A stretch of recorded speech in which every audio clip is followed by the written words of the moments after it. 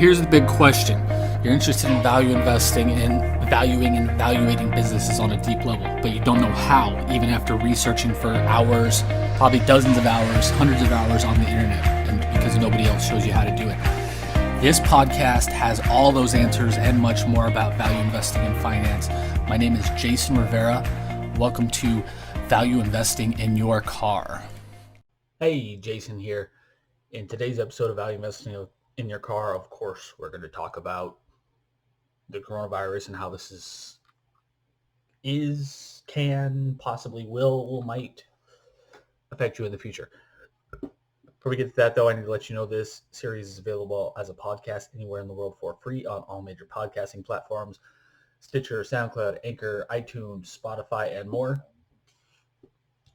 This podcast is available on free on all major podcasting platforms, and if you want to listen to this content on the go, you can do so on one of those platforms for free. Okay, so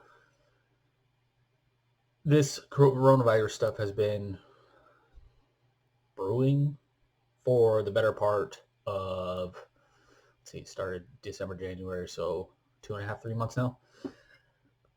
Didn't really hit widespread panic level in the United States until 14th of March, so that's about a little bit over a week now. I haven't talked much to you lately because I was in Puerto Rico with my family on a pre-planned vacation, and also for my father-in-law's services. He passed away in January, so we were down there. I'm doing his services because he grew up there and his family was there. So we had a pre-planned trip for several months, and essentially we were going to go when we left on the 11th. Pretty much nobody was worried about it in the U.S. Very few people were wearing masks. 3 days down there, 3 days after we got down to Puerto Rico, the island declared martial law and shut everything down. Literally, my wife's aunt was on the beach, just by herself, not even within distance of anybody else, and their Fish and Wildlife, Game and Wildlife Control, whatever it's called, FWC in Florida. I don't know what it's called in Puerto Rico. Fish and Wildlife Commission, I think, is what it is in Florida. They came on a boat and pretty much told everybody to get off the beach. All the tourist spots were shut down. We literally, the last 3-4 days we were there, hung out at her aunt and uncle's house. On the way back, remember, on the way there on the 11th, nobody in the U.S. was worried about it. On the way back on the 18th, probably about half of people were wearing some type of glove or mask or both on the airplane. And the Tampa International Airport, which I've been to dozens of times at this point, I've never seen that few people in it. Even I've been there flying in and out at midnight, and there's been more people there than when we got in at like 8:30 on this past Wednesday. So, of course, this is leading to market crashes, market panics. People are freaking out. I wrote an entire article yesterday, 7 things you should do instead of panic. I go through why the market's panicking. That talks about the oil price war, the treasury yields, of course, the coronavirus, and then the market crashes.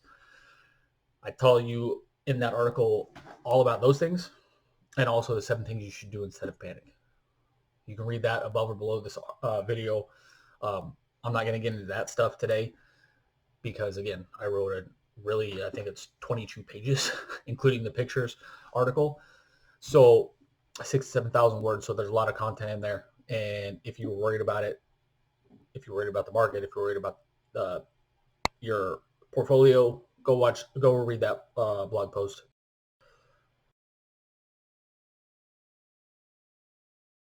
Emotions of the point or swings on a daily basis that are happening on a crazy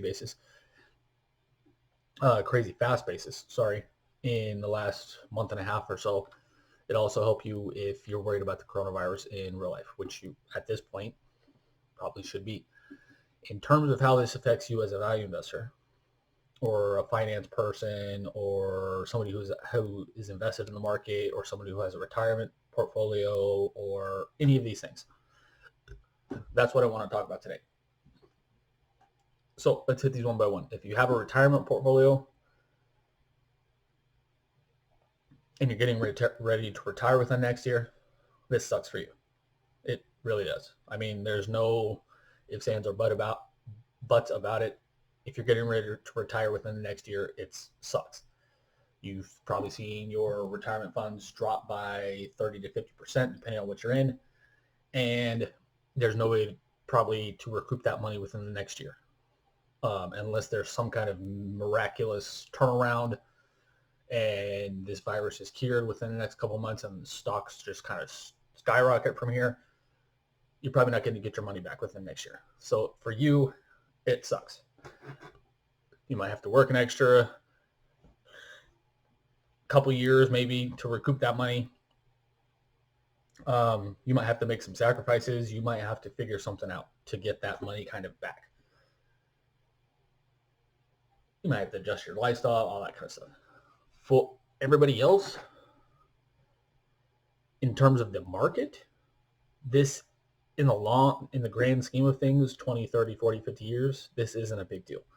We're going to get over this like we always do. Yes, this is different a little bit. Warren Buffett, and if you're, you see, I'm smiling, this time is different. People always say that when they kind of expect it, in terms of the market, when people say that, it's usually this time is different, meaning this time is different. We're going to do better, or things aren't going to crash like it happened before. When I say this time is different, it's unprecedented, essentially, is what I mean by it. This time is different is kind of a euphemism in the value investing world. It's kind of a condescending thing. Not necessarily a condescending thing. It's more like if somebody says that, you need to run away from them type of thing because they don't know what they're talking about and they haven't studied history. In terms of this virus and this kind of combination of things together, the stock market crash, the oil price war, the coronavirus literally grinding the world's economy to a halt, this combination of things has maybe happened a couple times, like in the Middle Ages with the Black Plague. In modern times, maybe I think it's 1918 with the Spanish flu. But in terms of grinding the entire world's economy to a stop, again, those handful of things maybe are it. In our modern life, again, since that's last time was 1918, 99% of people watching this video, probably 100% of people watching this video have never seen something like this in their lives.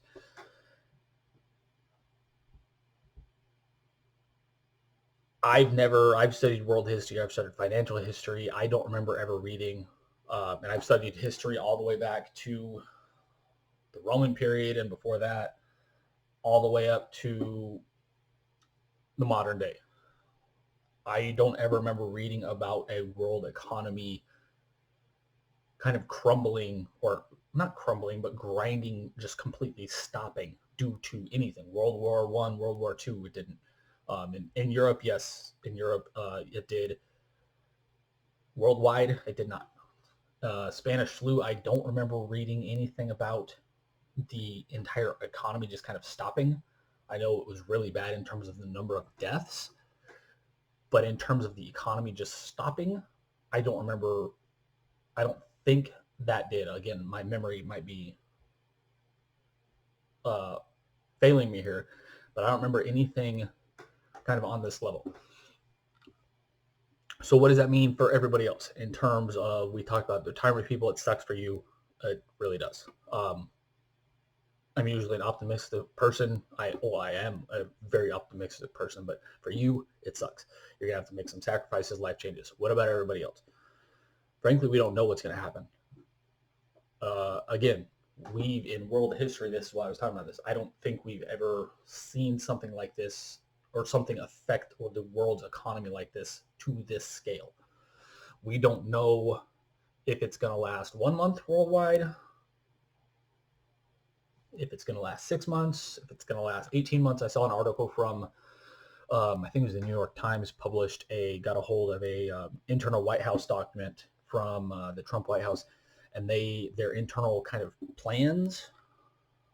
We're talking about 18 months. If that happens, we're all in trouble. That's essentially the economy stopping for 18 months, and we're talking about Great Depression plus type situation there. I don't think it's going to get to that, but for a more kind of realistic projection, for whatever realistic is, again, I don't think anybody on earth knows what a realistic projection is for this kind of stuff. But in terms of a realistic projection, let's say this lasts 2 to 6 months, your portfolio is going to get hammered. It's down probably, again, 30 to 50% right now, probably in all likelihood.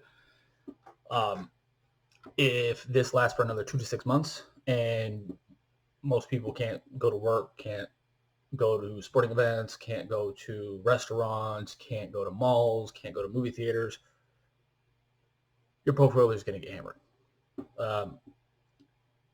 I know in the United States, GDP makes up, or consumer spending, again, restaurants, buying things, buying TVs, going out, watching sporting events, that kind of stuff makes up 70% of the U.S. economy. U.S. economy is the biggest in the world. I don't know the percentage of consumer spending breakdown worldwide in terms of how much that makes up for GDP, because I can't find the number. I've looked for off and on for the last couple of weeks trying to find the number. I can't find it. But I would guess at least 25%, probably higher than that, of the world's economy is based on consumer spending. So if we can't essentially leave our houses for 2 to 6 months, the economy is going to get hammered. Your portfolio is going to get hammered. And we will likely see mass unemployment. I saw a projection from the United States Federal Reserve yesterday that I think it was the St. Louis Fed chairman, said that their projections, again, I don't put stock in projections, but their projections are showing that this coronavirus shutdown could cause unemployment to reach 30% in the United States, and GDP, and I don't know if they were talking about U.S. GDP or world GDP, but again, the U.S. is the world's largest economy, so if the world's GDP falls by this amount, it would be massive trouble for the world. They project not only 30% unemployment, but 50% drop in GDP. That's worse than the Great Depression. Again, but even again, I don't put a lot of stock into projections, but even if they're half right, let's say you cut 50% of that off. That's 15% unemployment, which I'm pretty sure was higher than the Great Recession, and 25% drop in GDP. That's an enormous. I think that at last check, it was the U.S. economy was like 20 trillion GDP. So that's like cutting $4 or $5 trillion off of U.S. GDP, which is like the size of France, if memory is serving me right. That's like just destroying an economy the size of France, taking it off the world stage.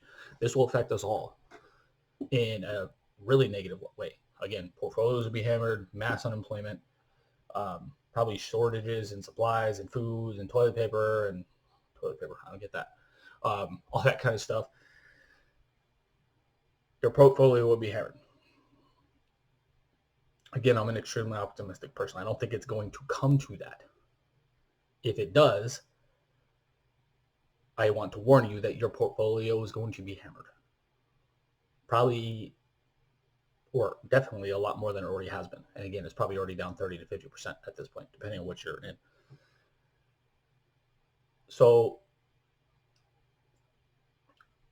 again, I'm an optimistic person. I don't think it's going to get to that. I don't think we're heading into the zombie apocalypse as I talked about in the article yesterday, this isn't The Walking Dead. As of this recording, this is not the zombie apocalypse. However, I am realistic. I want to warn you that things could get worse if things continue on their track they're on now. However, things often don't continue on the track they're going. The world's economy or the stock market going straight up for 11 years. It just pretty much stopped and went like that. It took, I think it was 21 or 22 days. I saw an article today that the stock market fell 30% in either 21 or 22 days, which is the shortest time it's taken the U.S. stock market to drop by 30% ever. That's even faster than during the Great Depression. So we are literally in unprecedented times in multiple ways. This might be freaking you out, and I'm not trying to do that. I'm trying to be realistic. Again, don't panic. Read the article from yesterday. This is what you should be doing during this time. Preparing your family, preparing yourself and your family. If you want food, or if you need food, get food for a month or two. Need supplies, get supplies for a month or two. After that, take care of your friends, family, community, whatever you feel like doing. Read, learn, and improve your skill sets. There's always more to learn. There's always more to do. Use this time at home. If you're most likely at home, if you're watching this, use this time to be productive. Use this time to research stocks. In the last 5 years, I've invested in 0 stocks because everything's been overvalued worldwide. Again, I search worldwide. I've already found, I think at last count, it was 15 stocks that breached or surpassed my 2 initial stock screens.